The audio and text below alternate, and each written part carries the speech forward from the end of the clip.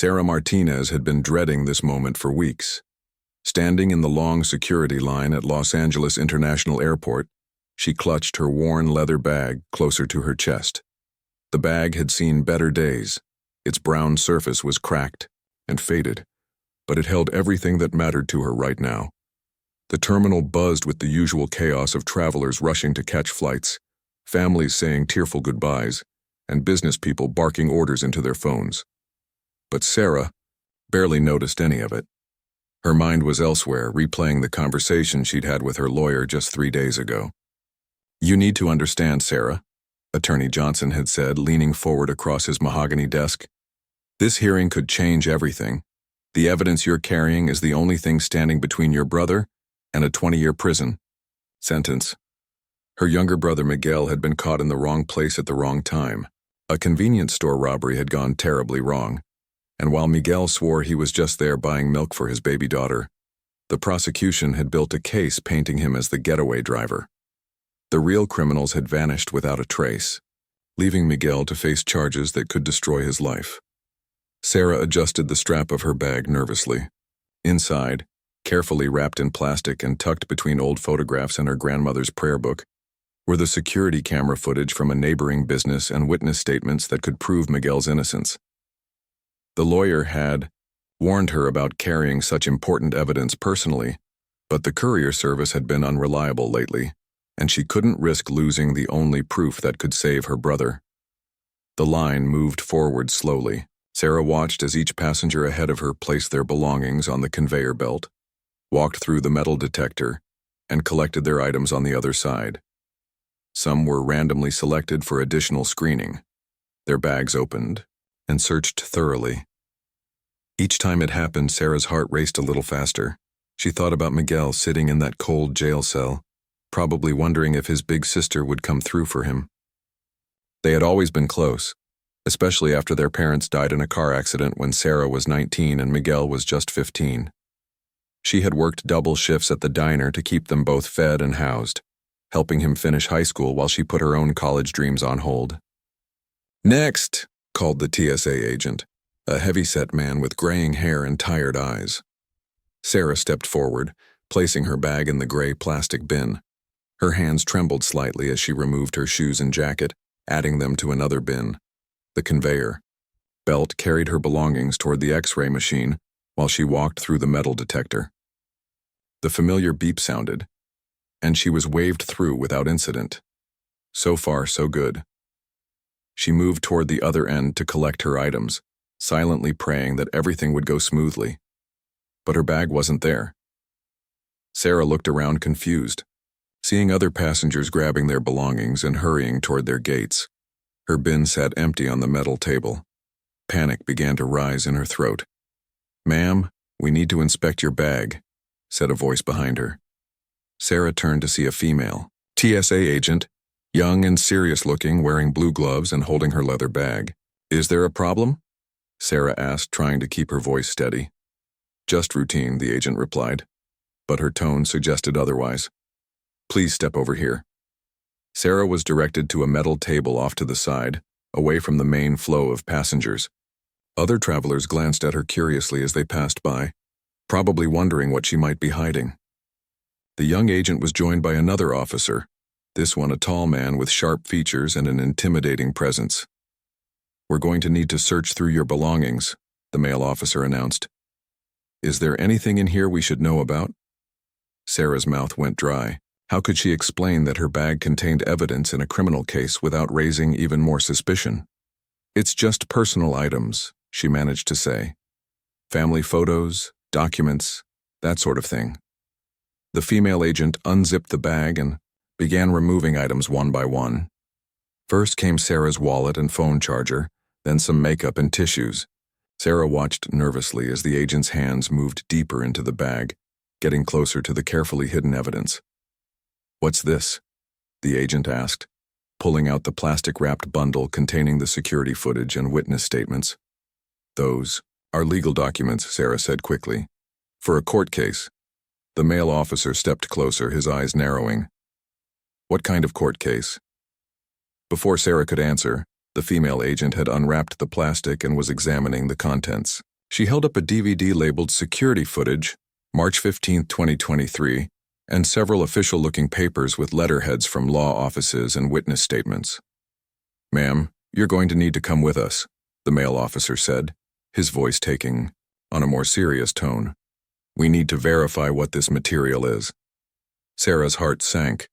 This was exactly what she had feared would happen. The evidence that could save her brother was about to be confiscated by airport security, and there was nothing she could do to stop it. She thought about calling her lawyer, but what could he do from 3,000 miles away? As she was led toward a small office adjacent to the security checkpoint, Sarah caught a glimpse of the departure board. Her flight to Chicago was scheduled to leave in just over an hour. The hearing was tomorrow morning at 9 o'clock sharp. If she missed this flight, Miguel's fate would be sealed. The office was small and windowless, furnished with just a metal desk and a few chairs. The fluorescent lights hummed overhead as the two agents sat across from her, her bag and its contents spread out between them like evidence in an interrogation. "Now," said the male officer, consulting a clipboard, "let's start from the beginning. What exactly is your relationship to this legal case, and why are you transporting what appears to be evidence across state lines?" Sarah took a deep breath, knowing that her next words could determine not just whether she made her flight, but whether her brother would spend the next 2 decades behind bars for a crime he didn't commit. Sarah sat in the cramped office, her hands folded tightly in her lap as she faced the 2 TSA agents. The fluorescent light above cast harsh shadows across the metal desk, where her belongings lay scattered like pieces of a puzzle that might never be put back together. "My brother Miguel Martinez is facing armed robbery charges in Chicago," she began, her voice barely above a whisper. "But he's innocent. He was just in the wrong place at the wrong time." The male officer, whose nameplate, Red Stevens, leaned back in his chair with crossed arms. "And you're carrying evidence to prove his innocence?" "Yes," Sarah replied, gesturing toward the DVD and documents on the table. "That security footage shows him entering the convenience store at 8:47 p.m. to buy milk for his baby daughter. The robbery didn't happen until 9:15 p.m. He was already 3 blocks away by then, caught on another camera at the bus stop." Agent Stevens picked up one of the witness statements and scanned it quickly. "Says here that Maria Gonzalez saw your brother waiting for the number 42 bus at 9:10 p.m. That's quite convenient timing." "It's the truth," Sarah insisted, feeling her cheeks flush with frustration. "Maria works the night shift at the hospital. She takes that same bus every night. She remembers seeing Miguel because he was holding a gallon of milk and talking on the phone to his girlfriend about their baby's fever." The female agent, Officer Chen, according to her badge, had been quietly examining the DVD. "This footage, where did it come from?" "The auto parts store across the street from where the robbery happened. The owner, Mr. Kim, pulled it from his security system when he heard about Miguel's arrest. He knows Miguel from the neighborhood. He's a good kid who would never hurt anyone." Officer Stevens made a note on his clipboard. "If this evidence is so important, why isn't it being handled by proper legal channels? Why are you personally carrying it across the country?" Sarah's eyes filled with tears as she explained. "Our lawyer tried to get it through official channels, but there were delays and complications. The hearing is tomorrow morning at 9 o'clock. If this evidence doesn't make it to the courthouse by then, Miguel will be convicted based on circumstantial evidence and one eyewitness who admits he only saw someone running from the scene." "What about your brother's alibi?" Officer Chen asked, her tone softer than her partner's. "Surely he can prove where he was." "That's just it," Sarah said, wiping her eyes with the back of her hand. "Miguel doesn't have a strong alibi because he was alone most of that evening. His girlfriend Sophia was at work and his baby was with Sophia's mother. He went to the store alone, waited for the bus alone, and went home to an empty apartment. The only witnesses are the people on that security footage and Maria at the bus stop." Officer Stevens continued flipping through the documents. "This is quite a collection of material. Private investigator reports, timeline analyses, even phone records showing when your brother called his girlfriend about the baby. Our family scraped together every penny we had to hire that investigator," Sarah explained. "I took out a loan against my car and our aunt mortgaged her house. Miguel has a 6-month-old daughter, Officer Stevens. Little Isabella needs her father. She's already lost so much time with him while he's been in jail awaiting trial. The room fell silent except for the humming of the fluorescent light. Sarah could hear the muffled announcements from the terminal outside, calling passengers to their gates. Her flight would begin boarding soon, and she was stuck in this windowless room while her brother's future hung in the balance. Officer Chen looked at her partner and then back at Sarah.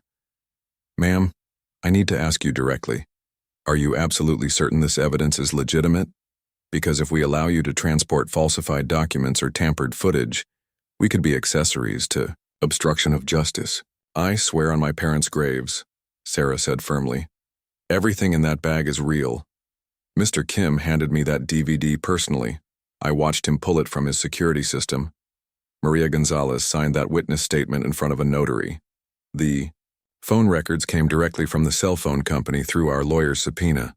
Officer Stevens stood up and walked to the small window that looked out onto the security checkpoint. Sarah could see passengers moving through the metal detectors, collecting their belongings and hurrying off to catch their flights. Normal people living normal lives, not sitting in an interrogation room fighting for their family's survival. "Your story checks out emotionally," Stevens said without turning around. "But we've seen plenty of people who seem sincere and were lying through their teeth. Drug mules, document smugglers, people carrying all sorts of illegal materials who had perfectly reasonable explanations for what they were doing." "Then call our lawyer," Sarah pleaded. "His name is David Johnson and his office is in Chicago. He can verify everything I'm telling you. Better yet, call the Cook County Courthouse. They have Miguel's case number and can confirm that the hearing is scheduled for tomorrow morning." Officer Chen was already reaching for her phone. "What's the lawyer's number?" Sarah recited it from memory, having called Johnson's office dozens of times over the past few months. She listened as Officer Chen spoke with someone at the law firm, asking questions about Miguel Martinez's case and the evidence that was supposed to be presented at the hearing. After a few minutes, Chen hung up and looked at her partner. "The lawyer confirms everything. He's been trying to reach Ms. Martinez because he's worried about her carrying the evidence personally. But he admits they didn't have any other options given the time constraints." Stevens returned to his seat at the desk. "Even if your story is true, we still have protocols to follow. We can't just let people walk through security carrying mysterious DVDs and unofficial documents without proper verification." "But you just verified it," Sarah pointed out, trying to keep the desperation out of her voice. "You spoke to the lawyer. You can call the courthouse if you want. What more verification do you need?" "We need to make sure this material isn't going to be used for any illegal purposes," Stevens replied. "Evidence in criminal cases needs to be handled through proper chains of custody. When civilians transported informally like this, it raises questions about tampering and authenticity." Sarah felt her hope slipping away. She had been so focused on getting the evidence to Chicago that she hadn't considered how suspicious it might look to security personnel who didn't know the full story. From their perspective, she was probably just another person trying to smuggle questionable material onto an airplane. "Please," she said quietly. "My brother has been in jail for 4 months. His baby daughter is growing up without him. His girlfriend, Sophia, is working 2 jobs just to pay for diapers and formula. If he gets convicted tomorrow, Isabella will be a teenager before she sees her father again." Officer Chen looked at the evidence spread across the table, then at Sarah's tear-stained face. Something in her expression softened. "I have a brother too," she said quietly. "I can't imagine watching him go through something like this." But Officer Stevens wasn't moved by the emotional appeal. "We have rules for a reason," he said sternly. "And one of those rules is that we don't let people carry unverified materials onto commercial aircraft, regardless of how heartbreaking their story might be." The tension in the small office was thick enough to cut with a knife. Sarah watched as Officer Stevens gathered up the documents and DVD, clearly preparing to confiscate everything that could save her brother. Her heart pounded so hard she could hear it in her ears. "Wait," Officer Chen said suddenly, holding up her hand. "Stevens, we need to call this in to a supervisor before we make any final decisions." Stevens paused, looking annoyed. "Chen, we've already spent too much time on this. The protocols are clear." The protocols are also clear that unusual situations requiring discretionary judgment need supervisor approval, Chen replied firmly. This isn't someone trying to smuggle drugs or weapons. This is a woman trying to save her innocent brother from prison. Sarah felt a flicker of hope. Please, I'll do whatever you need me to do. You can escort me to the plane personally if that would help. You can call ahead to Chicago and have officers meet me at the gate. I just need to get this evidence to the courthouse by tomorrow morning. Officer Stevens looked at his watch. Your flight boards in 20 minutes. Even if we wanted to accommodate you, there isn't time to get proper authorization. Then let me catch the next flight, Sarah said desperately. I'll wait here all day if I have to. As long as I can get to Chicago by tomorrow morning, there's still hope. Chen was already dialing another number. I'm calling Supervisor Martinez. She needs to hear about this situation directly. As they waited for the supervisor to arrive, Sarah found herself thinking about all the small moments that had led to this crisis. If Miguel hadn't run out of milk that night, he would have been home with baby Isabella. If he had taken his car instead of the bus, he would have had a more solid alibi. If the real robbers had been caught immediately, none of this would be happening. But life didn't work that way. Sometimes good people ended up in impossible situations through no fault of their own, and sometimes the system that was supposed to protect them became the biggest obstacle to justice. Tell me more about your brother, Officer Chen said gently, while they waited. What kind of person is he? Sarah's face lit up despite the circumstances. Miguel is the kindest person you'd ever meet. After our parents died, he could have gone down a bad path. A lot of kids in our neighborhood did. But he stayed in school, got a job at the community center teaching kids basketball, and when he met Sophia, he stepped up to be the father that Isabella needed. He sounds like a good man, Chen said. He is. That's why this whole situation is so heartbreaking. Miguel wouldn't hurt a fly, but the prosecution is painting him as some kind of hardened criminal, just because he happened to be in the wrong place at the wrong time. Officer Stevens was looking through the window again, watching the steady flow of passengers. You know, in 15 years of doing this job, I've heard every story in the book. People will say anything to get their contraband. Through security. I understand your skepticism, Sarah replied. But I'm not carrying contraband, I'm carrying proof of innocence. There's a big difference. Before Stevens could respond, the door opened, and a woman in a TSA supervisor's uniform entered. She was tall and confident, with graying hair pulled back in a neat bun, and intelligent eyes that seemed to take in everything at once. I'm Supervisor Martinez, she said, extending her hand to Sarah. I understand we have an unusual situation here. Officer Chen quickly briefed the supervisor on everything they had discovered, from the security footage to the witness statements, to the phone call with the lawyer. Supervisor Martinez listened carefully, asking occasional questions and examining the evidence. Ms. Martinez, the supervisor said finally, I need you to understand that what you're asking us to do goes against standard protocol. We don't typically allow passengers to carry evidence in criminal cases without proper documentation and chain of custody procedures. Sarah's heart sank again. So you're going to confiscate everything? I didn't say that, Supervisor Martinez replied. I said it goes against standard protocol, but sometimes standard protocol doesn't account for extraordinary circumstances. She picked up the DVD and held it up to the light, examining it carefully. This appears to be a standard security recording, not some kind of modified or dangerous material, and these witness statements and legal documents, while unofficial, don't pose any security threat to the aircraft or its passengers. Officer Stevens looked surprised. Ma'am, are you suggesting we make an exception? I'm suggesting we think carefully about what our job really is, the supervisor replied. Our primary responsibility is to keep passengers safe during air travel. Our secondary responsibility is to prevent people from using commercial aircraft to transport illegal materials. But preventing an innocent man from going to prison? That's not really our job, but it's not something we should actively interfere with either. Sarah held her breath, afraid to speak and break whatever spell was leading the supervisor toward a reasonable decision. Here's what we're going to do, Supervisor Martinez announced. We're going to document everything we've seen here today. We're going to make copies of the most important documents for our records. We're going to get a signed statement from Ms. Martinez about the contents of her bag and her intended use for this material, and then we're going to let her catch her flight. But Supervisor, Officer Stevens began. But nothing, Stevens. This woman isn't a threat to anyone. She's not carrying anything dangerous or illegal.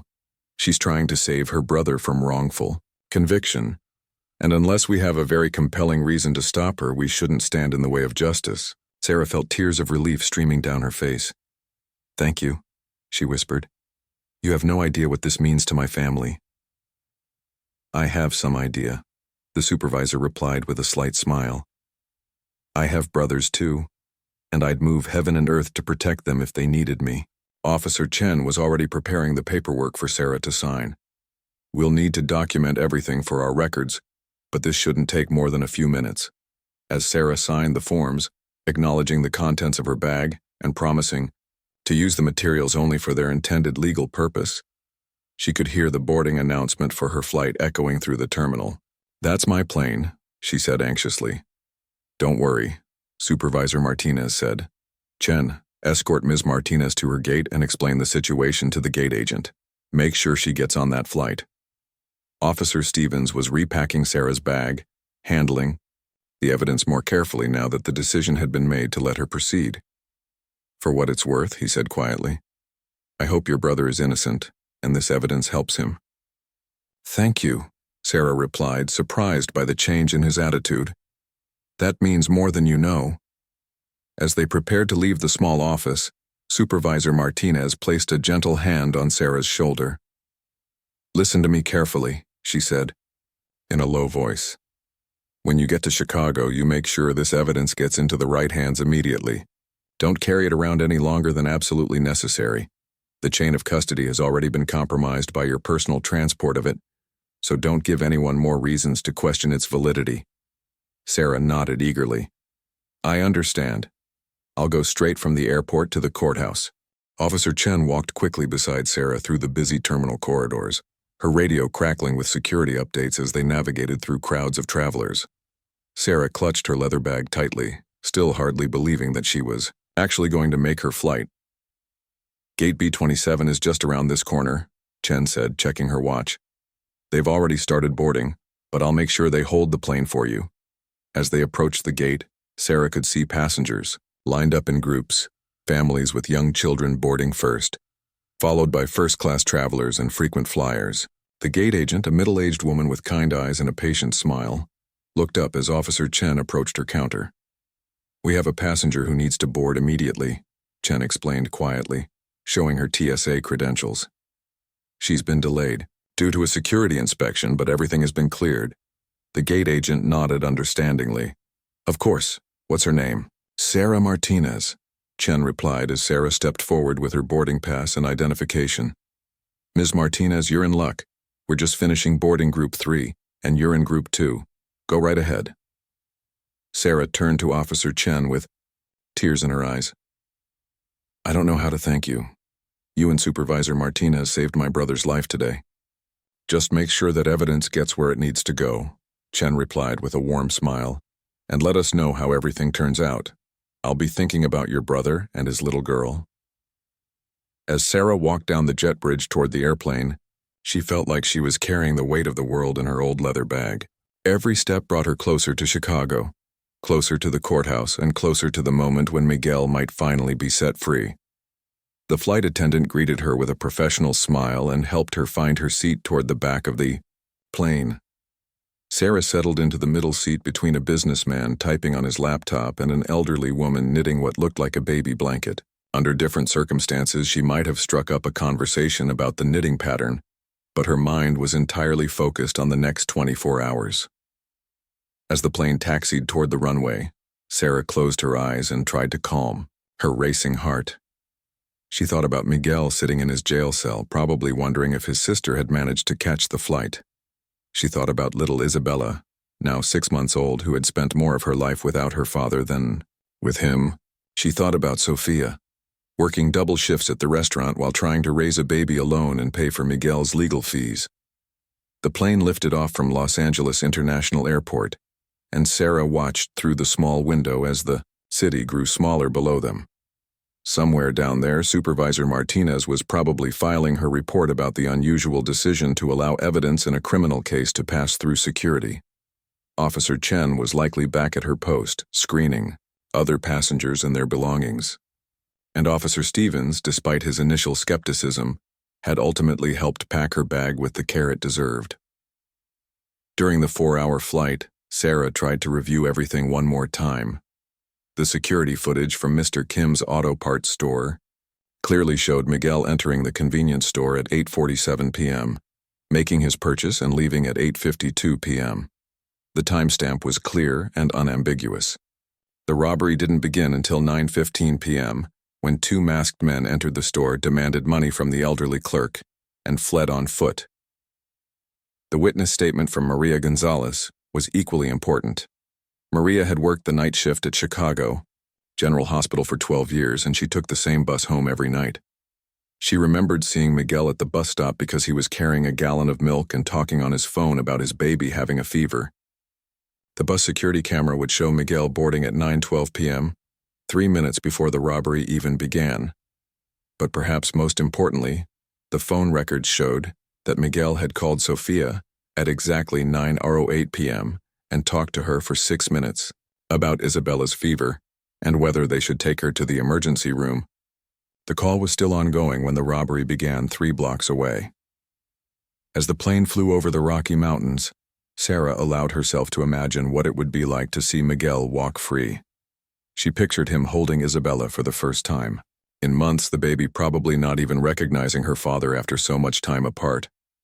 She imagined Sofia's relief at finally having her partner back, no longer facing the impossible task of raising a child alone while working multiple jobs. Fine. Businessman next to her had fallen asleep. His laptop closed on his tray table. The elderly woman had finished several rows of her knitting project, which Sarah could now see was definitely a baby blanket in soft yellow and white. "That's beautiful work," Sarah said quietly, not wanting to wake the sleeping businessman. "Thank you, dear," the woman replied with a warm smile. "It's for my newest great-grandchild. She was born 3 months ago, but I'm just now getting around to making her blanket." 3 months old, Sarah repeated. "That's such a sweet age." "Do you have children?" the woman asked. "I have a 6-month-old niece," Sarah said. "Isabella. She's the light of our family's life." 6 months is such a wonderful age, the woman said enthusiastically. "They're just starting to sit up on their own and show their personalities." "Does she look more like her mother or father?" Sarah felt her eyes fill with tears. "She looks exactly like her father. Same dark eyes, same stubborn chin. But she hasn't seen him in months because he's been away." The woman's expression softened with understanding. "I see. Well, I hope whatever is keeping him away gets resolved soon. Babies need their fathers, especially little girls." "That's actually why I'm flying to Chicago," Sarah admitted. "Tomorrow morning we might finally be able to bring him home." "I'll say a prayer for your family tonight," the woman said gently, returning to her knitting. "Sometimes that's all we can do, but sometimes it's enough." As the plane began its descent into Chicago, Sarah looked out the window at the lights of the city spread out below like a constellation of hope. Somewhere down there was the courthouse where Miguel's fate would be decided. Somewhere down there was the apartment where Sofia was probably putting Isabella to bed, maybe telling her that Daddy might come home soon. The landing was smooth, and as passengers began gathering their belongings and filing off the plane, Sarah felt a surge of renewed determination. She had made it this far against all odds. The TSA agents could have confiscated everything, but they had chosen to trust her story and help her mission. Now it was up to her to make sure their faith wasn't misplaced.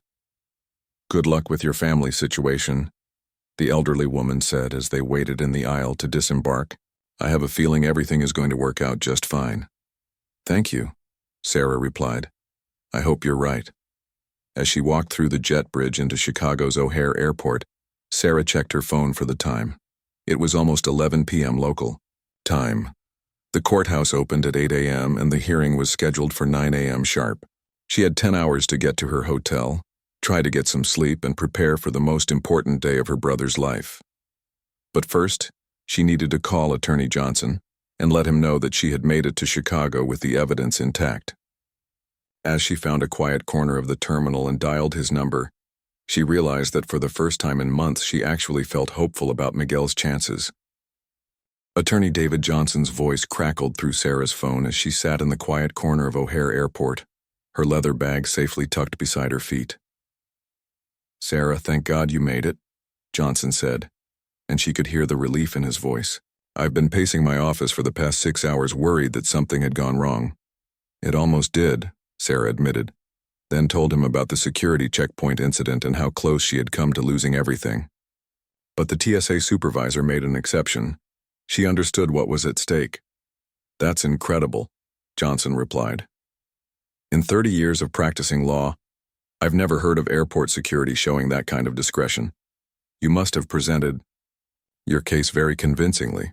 Sarah smiled despite her exhaustion. "I just told them the truth about Miguel. Sometimes that's all you can do." "Listen carefully," Johnson said, his voice becoming more serious. "I need you to bring that evidence directly to my office first thing in the morning. We can't just walk into court with materials that haven't been properly authenticated and cataloged. I'll need at least an hour to review everything and prepare the proper motions for admission." "What time should I be there?" Sarah asked, pulling a pen from her bag to write down the details. 8 o'clock sharp. My office is on the 15th floor of the Monadnock building downtown. Security will be expecting you. And Sarah, whatever you do, don't let that bag out of your sight until you hand it to me personally." After ending the call, Sarah took a taxi to her hotel, a modest place near the courthouse that she had chosen for its proximity to the morning's hearing.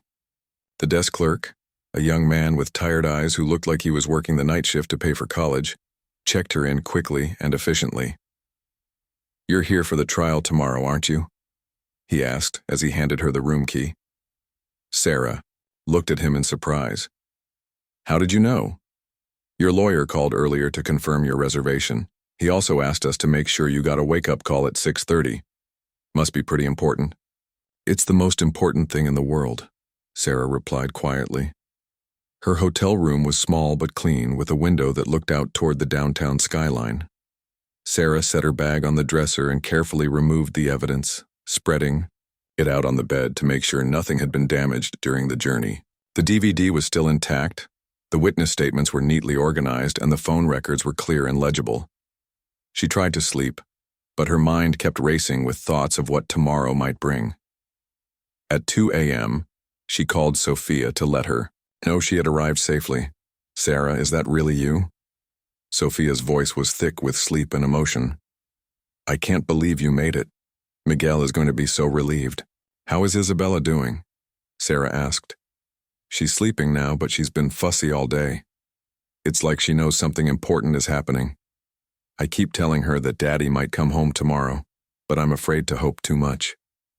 "Hope as much as you want," Sarah said firmly. "We have everything we need to prove Miguel's innocence. By tomorrow afternoon, he could be holding his little girl again." The wake-up call came at exactly 6:30 a.m., and Sarah was already awake, having spent the last hour reviewing the evidence one final time. She showered quickly, put on her best dress, and carefully repacked the materials in her leather bag. The taxi ride to Attorney Johnson's office took 15 minutes through the morning. Rush hour traffic. Sarah watched the city wake up around her, people hurrying to work with coffee cups and briefcases, unaware that somewhere in this maze of buildings, a young father's fate was about to be decided. The Monadnock building was an impressive structure. From the early 1900s, all granite and terracotta with ornate architectural details. The elevator was old but well-maintained, and it carried Sarah up to the 15th floor where Johnson, Martinez, and Associates had their offices. Attorney Johnson was waiting for her in the reception area, a tall man in his late 50s with graying hair and intelligent eyes behind wire-rimmed glasses. He had the kind of presence that inspired confidence, and Sarah felt some of her nervousness fade as he greeted her with a warm handshake. "Sarah, you've done something extraordinary," he said as he led her into his office. "Carrying this evidence across the country personally, getting it through airport security, making sure it arrived safely for the hearing. Miguel is lucky to have a sister like you. His office was lined with law books and filled with the organized chaos of an active legal practice. Files were stacked neatly on every surface, and a large window looked out over the Chicago River toward the courthouse where the hearing would take place. "Let's see what we have," Johnson said, as Sarah carefully unpacked the evidence onto his conference table. For the next hour, Johnson examined every piece of material with the thoroughness of a detective.